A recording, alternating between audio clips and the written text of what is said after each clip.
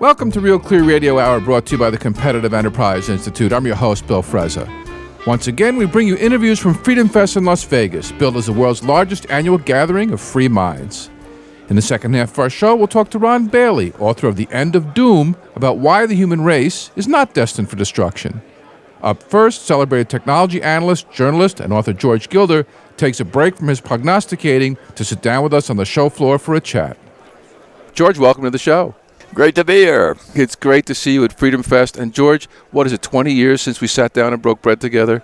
I think probably. I hate to think how long ago it was. Well, you were pioneering the whole wireless world in which we live today. It was a lot of fun, wasn't it? Yeah. Well, you know, you've continued to amaze us and educate us with your books and writings. I've been following them all these years. I recently finished reading Knowledge and Power. And only a few days before we got together, I got a hold of your new monograph, The 21st Century Case for Gold, a new information theory of money. And that's really what I'd like to start off talking with you about. And if you don't mind, I'd like to read you a quote from your book to get us started and to lay out your thesis. So let me read directly from your monograph. The actual purpose of both Keynesianism and monetarism, as well as every coin-clipping king or emperor in the history of the world, is to transform money, a measure of wealth, into wealth itself. It's driven by the delusionary dream that the government can create economic wealth for its rulers to spend. But changing the measuring stick has never improved the process of building economic value or anything else that has to work. George, where are we right now? Well, we've cooked the measuring cup in the cake, and it's melted, and it's no longer capable of actually serving as an index for economic activity. The measuring stick can't be part of what it measures. It has to have roots of value outside the economic process. And the reason gold, and I will maintain Bitcoin, both can be a measuring stick in a way that the dollar can no longer serve, is that it has the roots of its value outside the economy. It can't be manipulated. You state in your book that the late financial crisis was perhaps the first in history that economists actually caused. How is that? Well, economists developed a theory of monetarism. One of my favorite economists got a Nobel Prize in monetarism, Milton Friedman. And my book starts with a tale from Shanghai, when I was riding through the streets of Shanghai in 1988, arguing about inflation with Milton Friedman. And of course I lost, but I thought it peculiar that here this leading libertarian economist was actually proposing to the Chinese communist leadership in 1988 that the key to economic growth was getting control of your money supply. And I said that the key to economic growth was unleashing liberty in China. Let 1 billion flowers bloom. And they asked me what would happen in 1997 when Hong Kong was going to revert. And I said 1997 is the year that Hong Kong begins to take over China. You've been proven right. Yeah. And Milton Friedman did recant toward the end of his life about monetarism. And so, his famous equations about the velocity of money and the quantity of money have all been left in the dustbin of history. And yet, they're still operating that way. Yeah. You look at where we are with the Federal Reserve today. They are continuing to head fake about leaving zero interest rate behind and getting back to normality. Do you think it'll ever happen? I think that the world economy is going to move out beyond the reach of the central banks. The central banks have a model that is so awry, so antagonistic to the actual processes of economic growth that it's going to become irrelevant. Well, we listened to Paul Krugman yesterday try to convince us that government spending causes GDP to grow, which, as you say before, baking the measuring cup into the cake, since GDP counts government spending in the measure, it's a bit of a circular argument. So it's impossible to argue against him. All the macroeconomists tend to think that way. Let me take another quote out of your book. You state that we begin with the proposition that capitalism is not chiefly an incentive system, but an information system. And in fact, that's the nub of your book, is growth as information. Tell us about that. Essentially, the proposition is that wealth is knowledge. And we know that.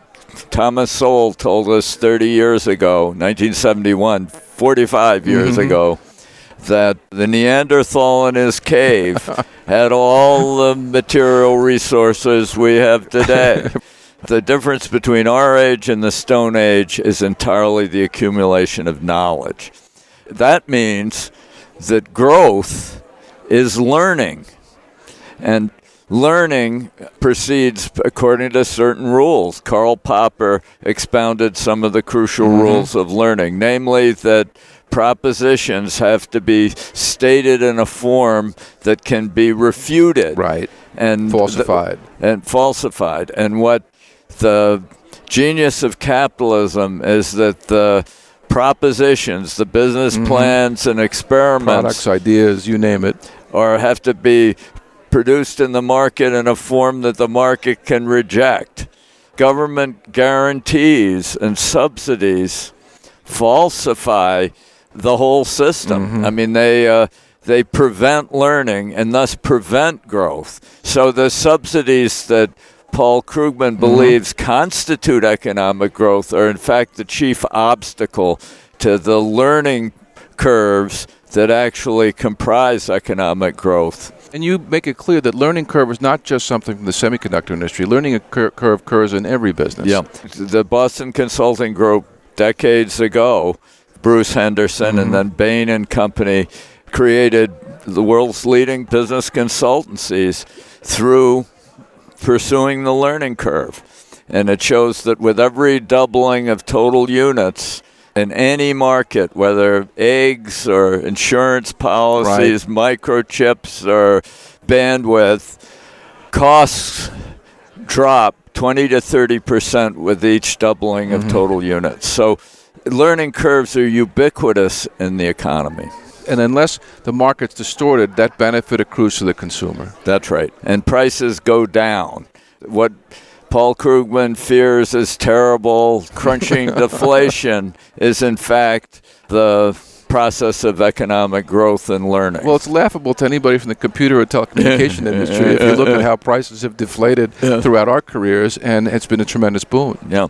The only time they didn't really deflate was when AT&T had a government-enforced guaranteed monopoly. Right. At which point, prices didn't change. For 50 years. Yeah. Nor did products. 50-year-old telephones could have been plugged into the network when I joined Bell Labs in 78, and it would have worked just fine. Those days are over. But, getting back to the monetary system, one of the things that disappears when the measure of money is flexible is knowledge in prices.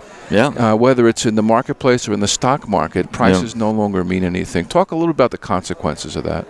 The consequence of murky prices and murky costs and murky monies is a shrinking of the horizons of the economy, because entrepreneurs can't see into the future clearly, can't value their components and resources and inputs accurately or judge the values of their outputs clearly.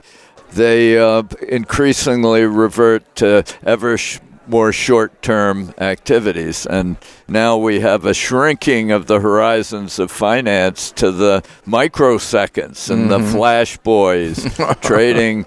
The high-frequency traders. High-frequency trading, and that's a caricature of capitalism. It has nothing to do with capitalism. It's just a lot of noise in the channel. It does seem to be garnering a lot of rewards for people in the finance industry, though. Well, they're automating these very short-term trades. The rest of us in Silicon Valley and Main Street, volatility is the enemy. If currencies changing value day to day or noise in the channel, they make it harder for us to plan or communicate or learn.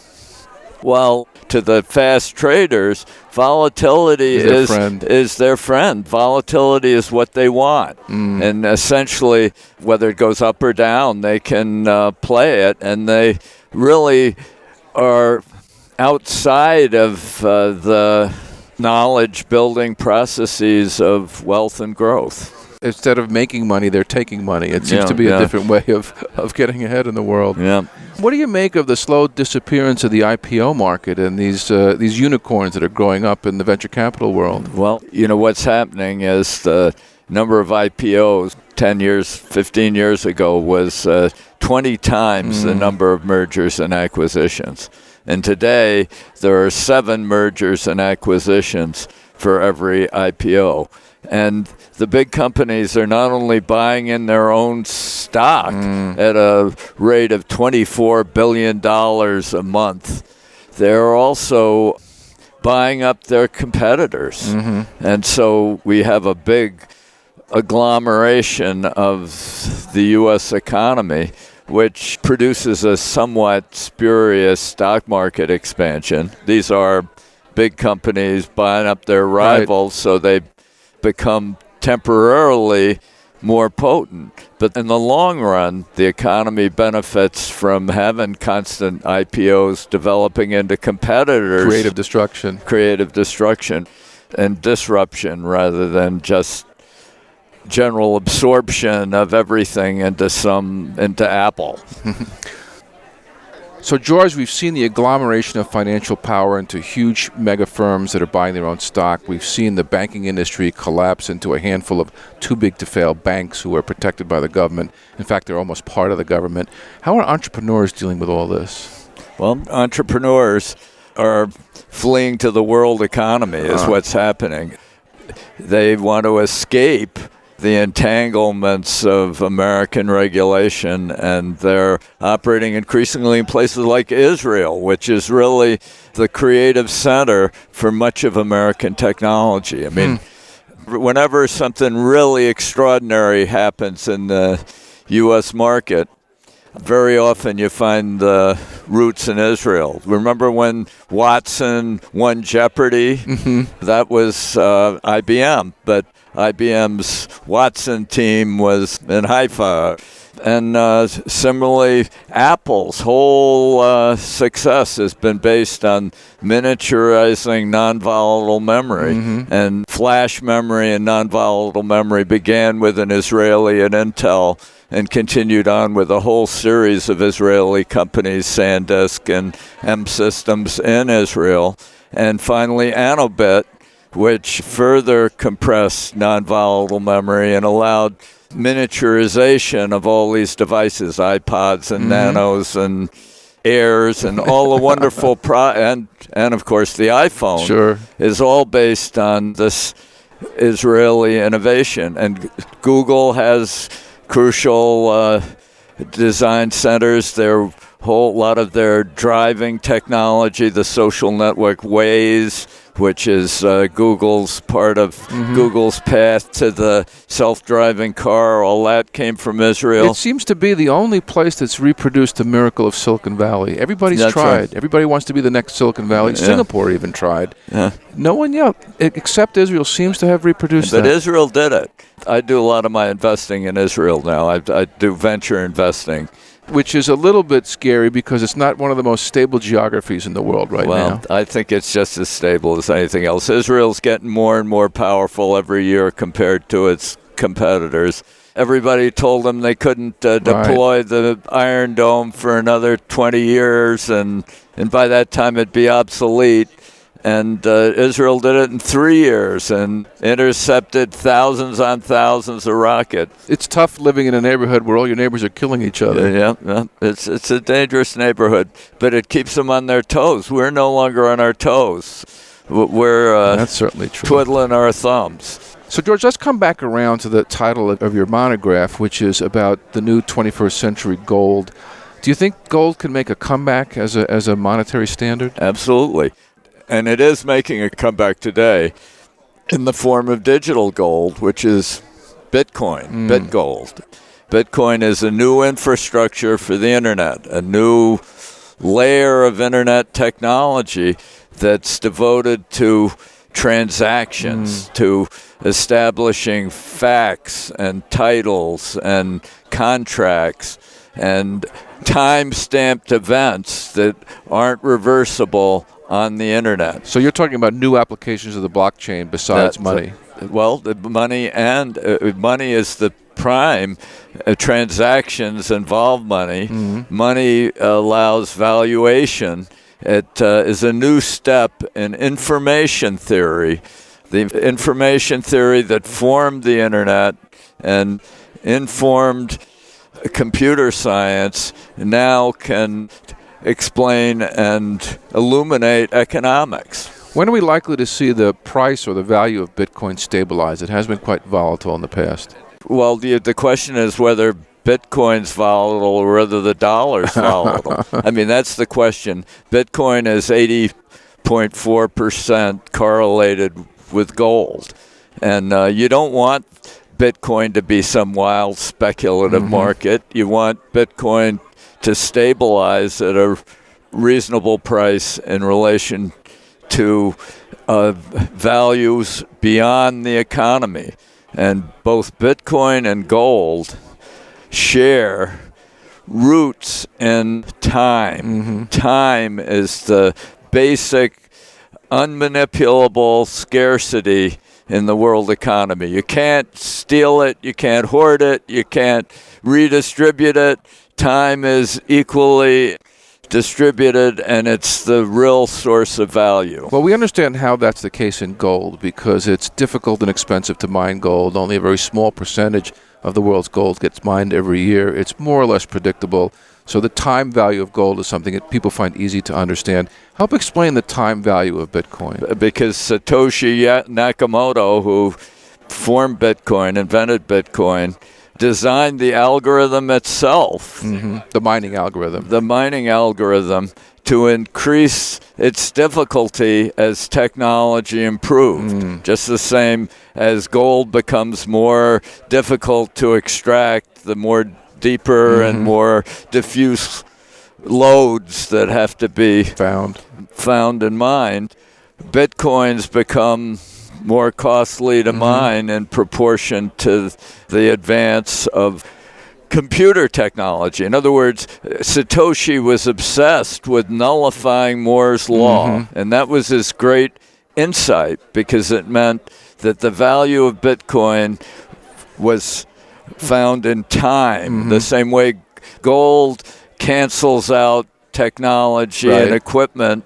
It's the real value of gold is in time. And the real insight of my book, the real unique insight, is that both Bitcoin and gold have the same source of value, and they both are measuring sticks with the roots outside the system that they got to measure. To stick with that for a minute, just as we saw the great gold rushes in California and the great gold rushes in Alaska, we did see a gold rush in Bitcoin in the early days. We saw everybody and their brother buy computer mining equipment to start turning up Bitcoins. That has matured a little bit. Talk a little bit about the Bitcoin mining community right now.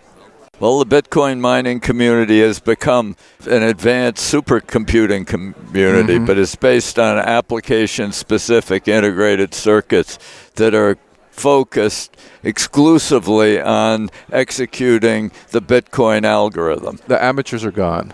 The amateurs are gone, but ASICs can be manufactured in huge volumes and used in many different ways, and there's still ample numbers of miners out there. And ultimately, the major cost of Bitcoin mining is electricity. It does turn out to be mostly electricity, but we'll see. I wouldn't be surprised to have Bitcoin mining become more distributed as time passes rather than concentrating in a few groups. What about the precious metal itself? We're seeing all sorts of machinations in the gold storage world. We're looking at people repatriating their gold ownership back from the Federal Reserve. Certainly the Germans have tried it. Even the Texans now want to repatriate their gold.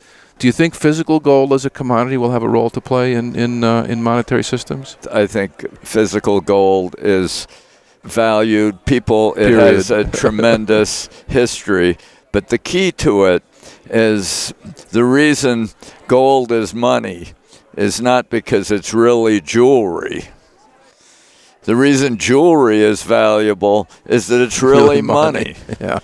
Gold is its value is rooted in time.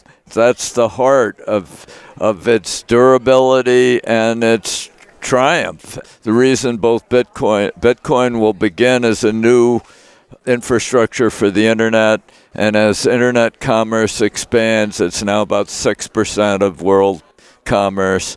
Bitcoin will become increasingly important. And at some point, rather remote in the future, people will start wondering what the dollar is worth in bitcoins rather than what bitcoins are worth in dollars. So, George, you seem to be forever young in your writing. I understand you're working on a new book now called Life After Google. Give us some insights into that. Well, what's happening when you get seamless and hassle-free micropayments across the net, the content producers will be able to take control of their content and collect their payments.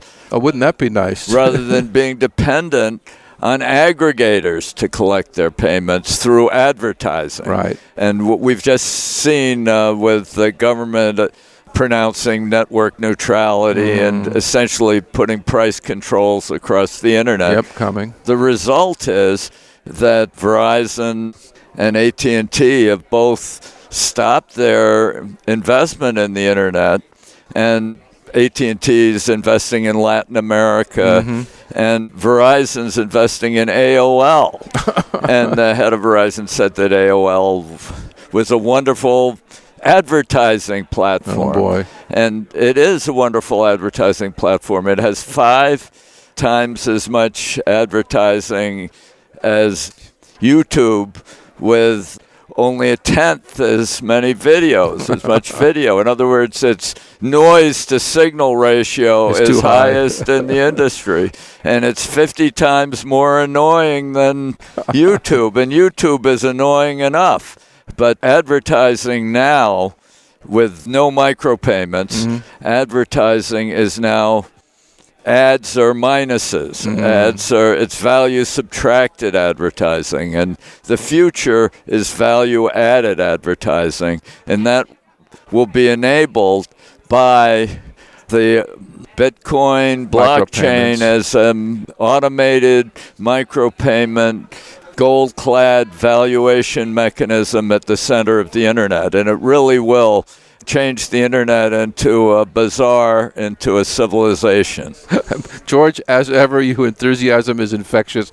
Thanks for being on the show. Great to be here. Thank you. That was George Gilder, author of Knowledge and Power, coming to you from Freedom Fest in Las Vegas, here on Real Clear Radio Hour, brought to you by the Competitive Enterprise Institute.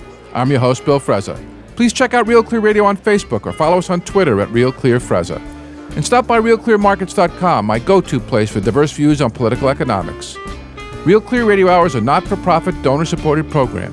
Please stop by RealClearRadio.org and hit the donate button or contact us to become a corporate supporter. Ahead, we'll speak with Ron Bailey, science correspondent for Reason.com and author of The End of Doom. Stay tuned.